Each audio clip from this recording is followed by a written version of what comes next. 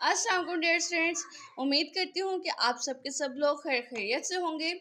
आज हम लोग स्टार्ट करने जा रहे हैं, जैसा कि हमारा सब्जेक्ट चल रहा है जी social behaviour law and ethics. ठीक है, उसके अंदर हम लोगों ने स्टार्ट का जो हमारा बिहेवियरल पार्ट था वो सारा हम लोगों ने कंप्लीट कर लिया है कि आप लोगों की बिहेवियरल साइंसेस क्या होती है, psychology, applied psychology, mental health और डेवलपमेंटल स्टेजेस ऑफ लाइफ वो क्या क्या होती हैं, वो सारे हम लोग पढ़ चुके हैं।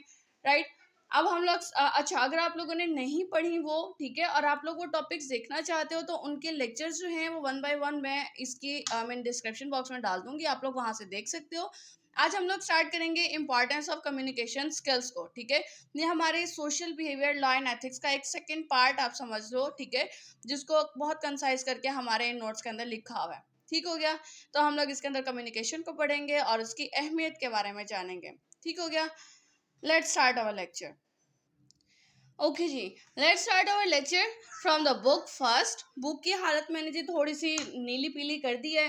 ठीक है, अच्छा, हम लोग क्या करेंगे, पहले हम लोग बुक से पढ़ेंगे इसकी डेफिनेशन क्या है और इसकी इम्पॉर्टेंस क्या होती है, यानी ये कि हम लोग कम्युनिकेशन हमारे लिए इम्पॉर्टेंट क्यों है। ठीक हो गया, और इसके बाद हम लोग देखेंगे कि verbal and non verbal communication क्या होता है। ठीक हो गया, बुक से पढ़ेंगे, इसके साथ साथ हम लोग छोटे छोटे शॉर्ट नोट्स को भी हम लोग साथ के साथ मीन कवर करेंगे।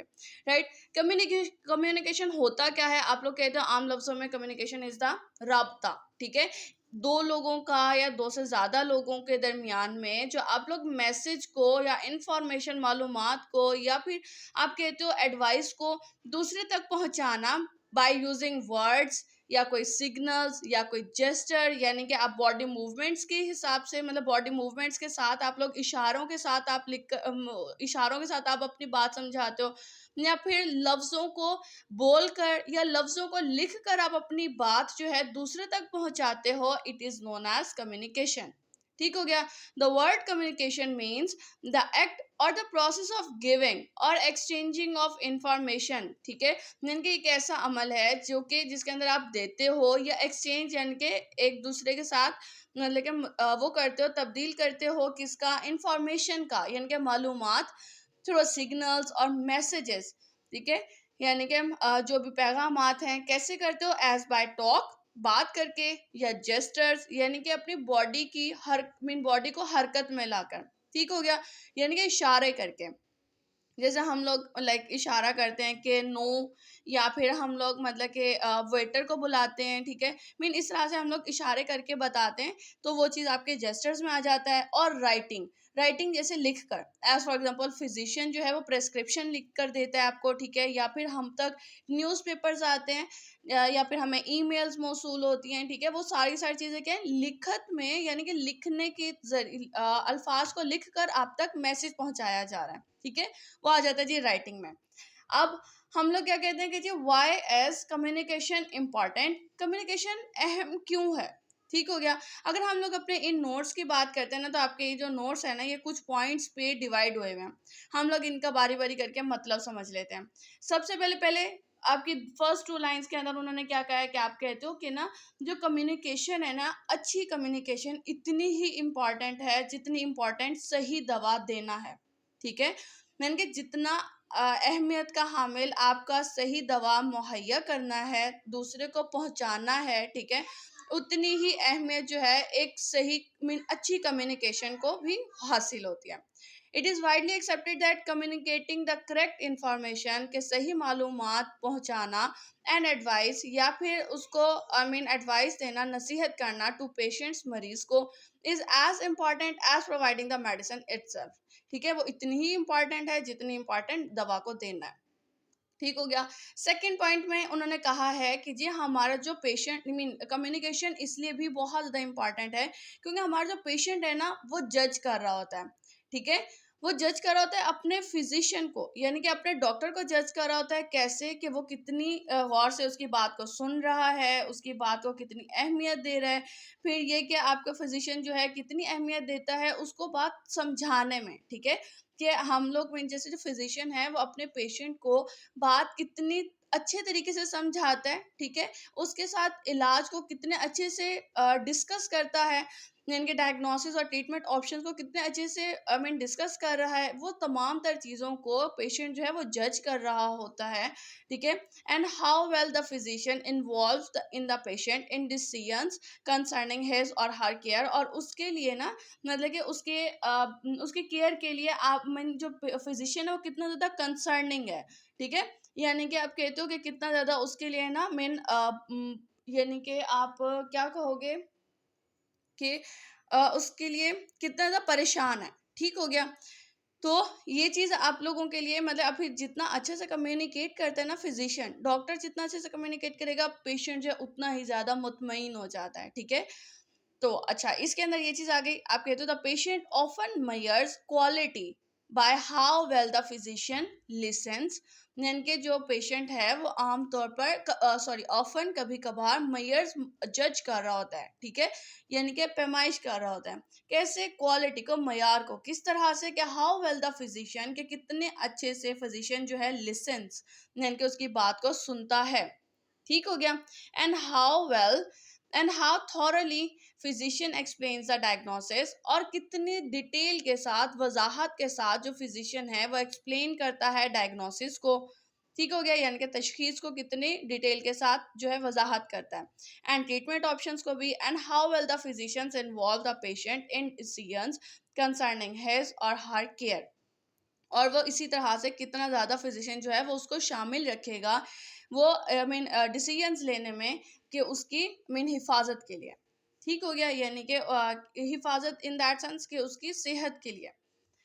थर्ड पॉइंट में आप कहते हो कि एक अच्छी कम्युनिकेशन अच्छा कम्युनिकेशन होना चाहिए पेशेंट और डॉक्टर के दरमियान में, यानी कि आपका फिजिशियन को चाहिए कि वो बहुत अच्छे से कम्युनिकेट करे आपके पेशेंट के साथ, यानी कि अच्छे मैनर में, ठीक है, प्रॉपर मैनर में वो बात करें। कैसे बात करना चाहिए, कि उसको चाहिए कि आसान लफ्ज़ों में बात करें, ठीक है, बजाय इसके कि वो बहुत ज़्यादा मुश्किल और मेडिकल टर्म्स को इस्तेमाल करने लग जाए। उसको चाहिए कि आसान लफ्ज़ों में उस अपनी बात को कन्वे करे। एज़ फॉर एग्ज़ाम्पल, आप लोग अगर पेशेंट को एनीमिया है, ठीक है, या फिर आप लोग कहते हो जी उसको ब्लड ग्लूकोज़ लेवल जो था, ठीक है, वो डाउन हो गया, तो आप बजाय उसको कोई ये कहो कि जी हाइपोग्लाइसीमिया हो गया था आपको, ठीक है, या फिर आप उसका अगर ब्लड प्रेशर हाई हो गया था, तो आप बजाय इसके कि आप उसको कहो जी आपको हाइपरटेंशन हो गया था, आप उसको सीधी सीधी बात करो कि हाँ जी आपका बीपी हाई हो गया था, ठीक हो गया। आप जो हाइपरटेंशन और हाइपोग्लाइसीमिया, हाइपरग्लाइसीमिया, इस तरह के अल्फाजात से आप लोग इन फिजिशियन को चाहिए कि गुरेज करें और आसान लफ्ज़ों में अपनी बात को पहुंचाए, ठीक हो गया। अब जी फोर्थ पॉइंट में क्या बताया हुआ है, फोर्थ पॉइंट में ये बताया हुआ है कि जी आपकी एक सक्सेसफुल मेडिकल एनकाउंटर्स कैसे होती है, क्योंकि उसको चाहिए कि इफेक्टिव कम्युनिकेशन हो, ठीक है, यानी कि पुरअसर राब्ता होना चाहिए पेशेंट और फिजिशियन के दरमियान में। और यहाँ पे सक्सेस का क्या मतलब है, सक्सेस का मतलब ये है कि पेशेंट और फिजिशियन के दरमियान में जो पार्टनरशिप हुई है उसके अंदर पेशेंट को हर तरह की मालूमात मिलनी चाहिए, ठीक है, यानी कि क्या उसको बीमारी है, ठीक है, और कैसे हुई उसको क्या कौन सी दवा लेनी चाहिए, कैसे वो ठीक होगा, यानी कि आपने हर एक चीज़ अपने पेशेंट को बतानी है, वजाहत करनी है और सही मालूमात उस तक पहुंचानी है, ठीक है। ये एक सक्सेस कहलाएगी, कामयाबी कहलाएगी आपके कम्युनिकेशन की, ठीक हो गया। फिर आप लोग बात करते हो that fully educated in the nature of his or her condition and the different matters to address the problem. This allows the patient to be actively involved in the decision making process, और यही चीज़ जो है वो इजाज़त देती है आपके patient को कि वो एक्टिवली इन्वॉल्व हो जाए, यानी कि शामिल हो जाए आपके डिसीजन मेकिंग प्रोसेस में, ठीक है, कि वो किस तरह का इलाज चाहता है अब, ठीक हो गया। And establishes agreed upon expectations and goals, और फिर आप लोग क्या कहते हो जो भी चीज़ें मेन होंगी उसके ऊपर आपकी जो भी आपके एक्सपेक्टेशंस हैं, उम्मीदें हैं या गोल्स हैं, उससे भी वो एग्री करेगा, ठीक हो गया, यानी कि आपका जो पेशेंट होगा। लास्ट में बात को सारा सारा समराइज कर दिया लास्ट पैराग्राफ में उन लोगों ने कि आपकी जो कम्युनिकेशन है वो इम्पॉर्टेंट है हर तरह से, ठीक है, इन ऑल टाइम्स, हर टाइम वो इम्पॉर्टेंट होती है, कैसे कि communication plays important role in all aspects of the treatment. इलाज के हर पहलू में जो एक राब्ता है ना, कम्युनिकेशन है, वो इम्पॉर्टेंट है, ठीक हो गया। Patient and physician have to communicate with each other, exchange information. कब कब? जब वो अपनी मालूमात को मीन एक दूसरे के साथ एक्सचेंज कर रहे होते हैं, या मेक डिसीजंस, या फिर वो मीन डिसीजंस ले रहे होते हैं, ठीक है, या टॉकिंग अबाउट न्यू आइडियाज या प्लान्स, या फिर वो नए तरीकों के बारे में या नए प्लान्स के बारे में डिस्कस कर रहे होते हैं कि हाँ हम लोग इसका इलाज इस तरह से भी कर सकते हैं या उस तरह से भी कर सकते हैं, ठीक है, उन प्लान्स को डिस्कस करने में.